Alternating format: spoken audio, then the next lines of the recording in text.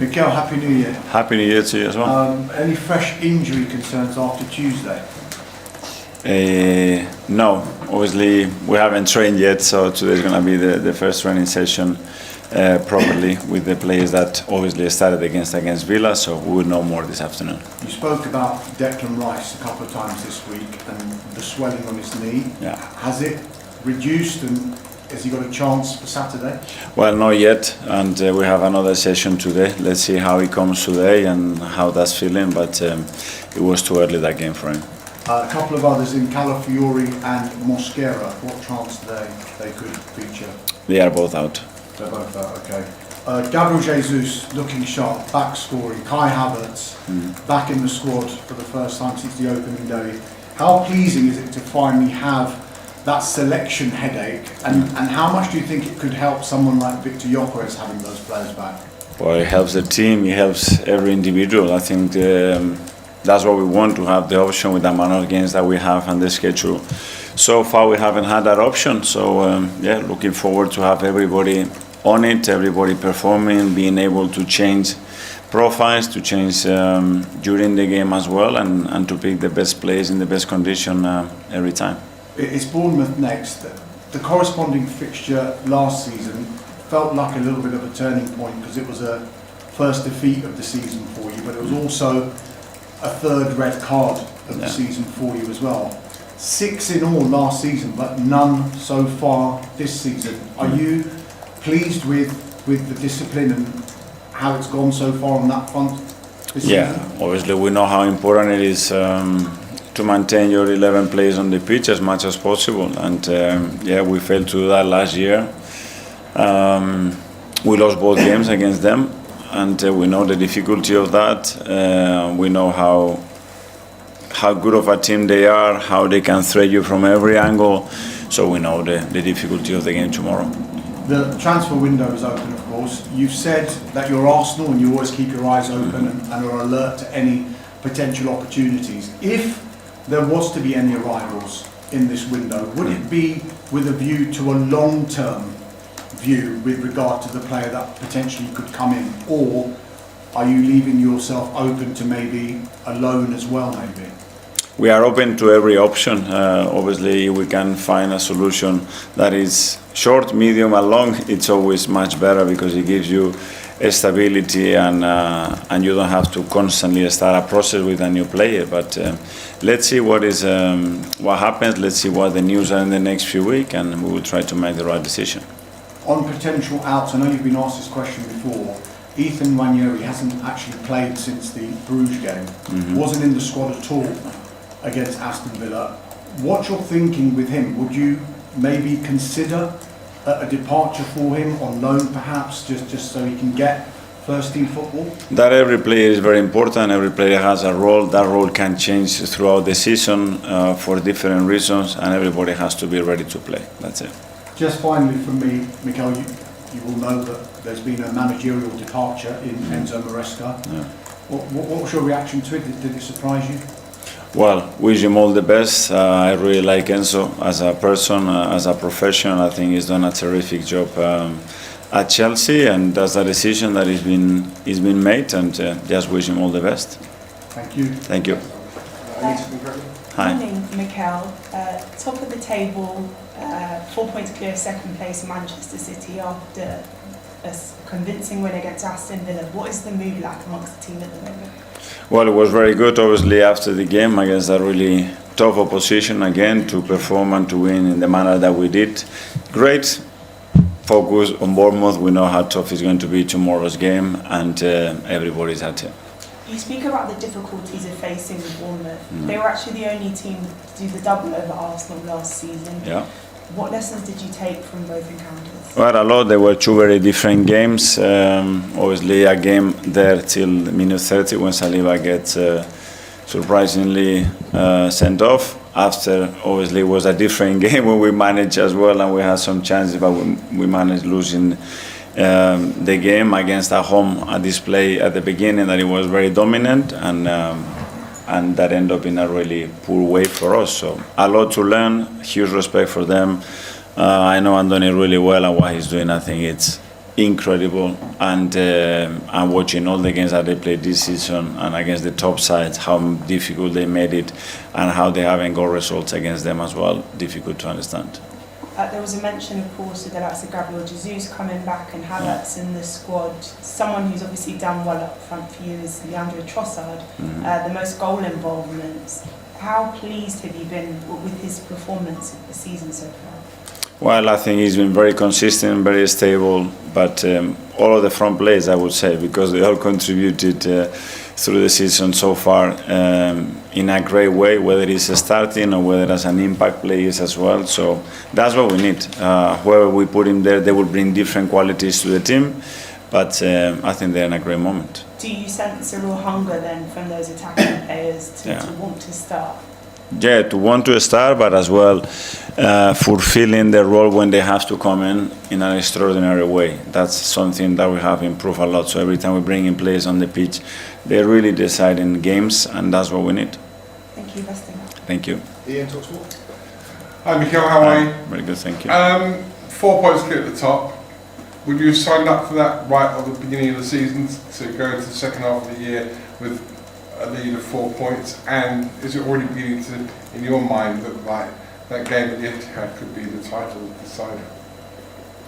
Well, it's where we are, and we are really happy in the position that we are. It can always be better. There are things to improve, obviously, and the only thing we look at is that Bournemouth, the next game, and we know how tough it is for every opponent to beat them. You've only lost 2 games this season. That kind of consistency, though, is what wins you titles, right? Yes, but we are still in early January, so we have another 5 months to go, and so far we have to do much more. The club's discipline, players' discipline has been mentioned already. No dismissals yet this season. How much of that is down to you? How much did you take them aside at the beginning of the season and say, listen, we have to keep 11 players on the pitch? And your behaviour on the touchline, you're still passionate and jumping up and down, but it also has improved. No, well, I think it's we can talk about it, but at the end it's players' decisions, and sometimes not even their decision. So yeah, we had periods since I've been here that we had quite a lot of red cards, then none. So that has fluctuated. We know how important it is to have that stability in that discipline, and as well having the possibility to play constantly with 11 players. So we try to do that as much as possible. And finally, Declan Rice, we spoke before, I asked you whether you think he might be a Ballon d'Or in the future. Sometimes it's seen as being a negative for a player to be good in lots of positions, i.e. not a master of one position, but just good in quite a lot. He seems to be a master of every position he plays in, and therefore for him it's a positive rather than a negative. Well, I think it's a very positive thing for him, for the team, for the club, and in general in football, a player that has that mindset, that capacity to adapt, and that has attributes that can fulfill different roles, it makes us much better as a team. Tom, Rich. Hi Mikel. Hi. Just want to ask you about expected goals, because it seemed for many weeks that you were underperforming what the expected goals was showing and how many goals you should have scored. How much do you kind of place on that algorithm, that statistic, in informing what is encouraging about your team in those weeks? It's another one, but as I said before, is the stat that fluctuates so much. There are other teams that they were overperforming it for big time. So is it sustainable? No, it's not, but it will change the dynamic, and then if you see throughout the game how that changes as well. So for 60 minutes, 70 or 80 minutes, what you've done on the last 10. So it's a stat. You can use it in the manner that you want. For us, there are many other things much more important than that. And can I just ask you on Declan as well, because you mentioned that he took a bit of a bad kick in the game against Brighton. He completed that game, and I think he was seen kind of struggling a little bit with his knee throughout the game. Now knowing kind of more about the injury, is it a case where in hindsight he should have come off in the game, or the fact he completed the game is a little bit regretful? How do you assess that injury? No. He managed to do it. That's normal. Sometimes you get a hit, and throughout the game you are able, with adrenaline and because you are warm, you are able to sustain that, and then the body reacts, and it reacted probably more than we expected, unfortunately, and that's where we are. Hi, Mikel. Hi. In terms of the injuries, the last 18 months has obviously been really hard luck for Arsenal. I was just wondering, when you find out about a new one, what goes through your head, and has that changed? With the new? So when you find out about new injuries to Yeah. players, what goes through your head? What's your reaction, and has that changed over time? Well, first thing, what we can do better, and the second thing, that is the reality of the sport that we played in. But looking back in the last 3 seasons, we have less days of injuries than before. So, yeah, it's how you look at it. We had injuries that you have to separate the traumatic ones and the ones that are like muscle injuries, and we have to improve. But we are better than some other years. And in terms of players coming back, I know a lot of people may talk about rotation and maybe one player coming in for another, but does it also give you, I guess, the ability to be much more flexible in how you can kind of maybe put some players together that you couldn't do before? At the end, I think we have to talk about performance, not rotation. We want performance, and the highest performance every 3 days or throughout the game, and that's what we have to look at. And in order to achieve that, what are the best players in the best condition, with a better relationship to fulfill that. Hi. Can I ask another one about Trossard? Yeah. Do you think he's gone up a level this season? Yeah. Is this sort of the best you've seen him in an Arsenal shirt? Yeah, I think he's gone up every season a level. He's such an intelligent player. He's a player that really wants it. I think he's found his role, he's found his maturity here. And then I think his confidence level is higher. He's a player that can create magic moments, and very important player for us. In a bit of an unusual deal in the summer for the pay rise, but not the contract extension. I think he's into the final 18 months of his deal now. Would you be keen for him to extend beyond that? We are very happy with him. He knows that we talked about it many times, and I think he's very happy here as well. Okay, last topic is live. Firstly, Aaron. Hi Mikel. Hi. The term finishers, you used it a lot last year even, and I think I was just wondering, especially when we saw with Gabriel Jesus against Aston Villa, you say Ethan still has a role to play, every player has a role to play. Mm-hmm. How important when approaching a game plan are those finishers towards the end of the game? Well, very important, and the thing is that you don't know if you're going to be a finisher, a starter, or sometimes you have to come in because a player gets injured in the warm-up. So that's how ready you have to be, and again, as I said, it's a joy because the players are really committed, really willing to participate in whatever role they have on the day, and that's what we need. Thank you. Phil, will be. There's a bit of a strange statistic that when Arsenal have been at the top of the table on New Year's Day for the past 5 times, they haven't won the league. I just wanted to know if you were aware of that statistic. No, let's break it. But I mean, that's obviously the goal, isn't it, I guess, to change. What's that? That's obviously the goal, I guess, isn't it, to change that statistic. For sure. But just, I mean, I guess... Give me some good ones next time. But I guess just for the players, I mean, how do they feel in terms of how desperate are they to not just prove that statistic wrong, but to go on and win this league? Are you really sensing that?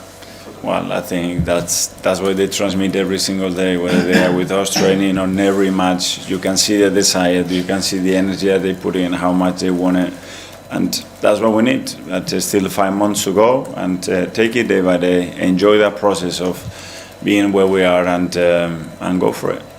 Premier League history. Could Mikel Arteta, though, add more depth? Let's find out and speak to our reporter, Darmashef, who's keeping warm in North London. Darmash, a very good morning to you. What do we think then? Will Arteta be tempted to push for a few signings to help bolster those Premier League title chances? Yeah, morning, Will. Mikel Arteta has been asked the question in previous news conferences. He said, we are Arsenal, we will keep our eyes open. I only think they will go into the market if a unique market opportunity was to present itself, or a long-term target suddenly became available. But even then, you've got to realise their squad is so good, as you mentioned before, that there's at least 2 players in each position. Mikel Arteta is having to leave out certain players from his 20-man squad, let alone his first 11. And if you look at January, Arsenal, like many other clubs, go into a summer transfer window and they don't think, let's go big in January. That's never the approach. And the last time they actually did any kind of key business in a January transfer window, you have to go back back to January 2023. That's 3 years ago, when Leandro Trossard, Jakub Kiwior and Jorginho all joined the club. So you'd have to say at this stage, it looks like it's going to be a quiet window for Arsenal. But as you say, you never know. And with what Mikel Arteta has been saying in news conferences, and I'm sure he'll be asked the question again this morning, he says that we are always alert to any opportunity. Yeah, and look, it was a good result, wasn't it, last night for Arsenal, with Manchester City, Darmesh, drawing up at Sunderland. A 4-point lead, a new year for Mikel Arteta and his side, and they'll want to pick up exactly where they left off in 25. Oh, 100%, and I'm sure they really enjoyed Manchester City dropping points at the Stadium of Light last night. But as far as Arsenal are concerned, what a way to end 2025 with that statement victory over Aston Villa by 4-1 at the Emirates. And look, the games are coming thick and fast, though, aren't they? They've got Bournemouth tomorrow. It will be their 5th game in 15 days. I know every other club has got that problem as well with this fixture schedule, but Arsenal's season so far, even though they are top, has been blighted by injuries. But you get the impression that they are moving closer to a fully fit squad. You'll know that Kai Havertz returned to the squad against Aston Villa for the first time since the opening day of the season. Gabriel Jesus scored his first goal for Arsenal since New Year's Day in 2025. There are a few other injury issues that Arsenal have got in the form of Christian Mosquera, Ricardo Calafiori, and of course Declan Rice, who missed that game against Aston Villa. They should be on the mend and returning very, very soon. Let's see if the Bournemouth game is too soon, but I'm sure Mikel Arteta normally keeps his cards close to his chest, but we will ask him if there are any updates on those players. He's addressing the media, Will, at around 9:30 this morning. We'll bring you the best of that right here on Sky Sports News. And of course, Bournemouth against Arsenal is the live Saturday night football coverage. Gets underway on Sky Sports Premier League tomorrow from around 5 p.m. Darmesh, cheers, mate. Thank you very much. Mr. Dan Gosling. So look, Arsenal are in a great position. They've got a deep squad that has been doing the business. If you're Mikel Arteta, do you stick with what you've got, or do you try and bring something in Jan? Really difficult. Darmesh said if a unique opportunity came along, then they'll be there, like every top club should be. Semenyo is a unique opportunity, I believe. Are you surprised they didn't move on that? I am, but at the same time, they are well stocked in wide areas. They're well stocked through the middle. Gabby Jesus has just come back, started scoring. They've got Kai Havertz on the verge of coming back. So there's another 2 attackers where arguably they could get in the starting 11. So I'm not totally surprised, because there's just no room for him. Maybe if they sold one and got him in, I believe they could have done that. Possibly Trossard, maybe. There was links last year with Trossard. He ended up staying. I mean, arguably there's no room for him at City, but Pep's stockpiling him as well. yeah, I agree. I think the difference is Arsenal's wingers are contributing a lot of goals. To take someone out, Saka plays no matter what. Obviously, Gyökeres they've spent big money on, so he normally plays. It's just the left-hand side, and Martinelli and Trossard have rotated that. That's probably the side where if anywhere, I would see Semenyo. But at the same time, Martinelli's young, he's improving all the time. Trossard gets really important goals. Important goals. I was going to say, Trossard's had a great season this so year. You've got Eberechi Eze as well, who can play out on the left, that they spent quite a lot in. Dan was going to ask you, being in a changing room during a transfer window, a team that's doing so well, top of the Premier League, top of the Champions League, is there a risk that if you do bring someone in, it could just disturb things a little bit? Yeah, there is that. I think if Semenyo did go to, say, an Arsenal, I think that the 2 guys on the left would be a little bit concerned and think, where's my game time coming? So it can upset it a little bit. So I don't see Arsenal moving for Semenyo, to be honest. I think in another window, in maybe the summer possibly, where they'd have more time to sort the squad out. But at this moment in time, and the other caveat is people don't want to leave Arsenal right now. Yeah. They're on the verge of winning the Premier League for the first time in 15, 20 years. So, why would you want to leave when you're playing a big part in the squad? And in his latest press conference, Mikel Arteta struck a calm but determined tone, making it clear that Arsenal are fully locked in on their objectives for the rest of the season. According to Arteta, the squad knows exactly what they want and understands that achieving it will require relentless hard work, focus, and unity. One of the biggest talking points was the January transfer window. Arteta confirmed that Arsenal are actively monitoring the market, especially due to recent injury concerns. However, he was quick to stress that the club will not rush into deals. Any new signing must fit both the team's needs and the club's long-term vision, a message that reflects Arsenal's growing maturity under his leadership. On injuries, Arteta offered cautious optimism. While some players are still sidelined, there are encouraging signs of recovery, and the medical staff are carefully managing workloads to avoid further setbacks during this intense period. Above all, the press conference carried a strong sense of belief. Arteta repeatedly highlighted the squad's mentality, insisting they are ready to fight on all fronts in the Premier League. The message was simple but powerful. Stay focused, stay hungry, and keep pushing, because the season's biggest moments are still ahead.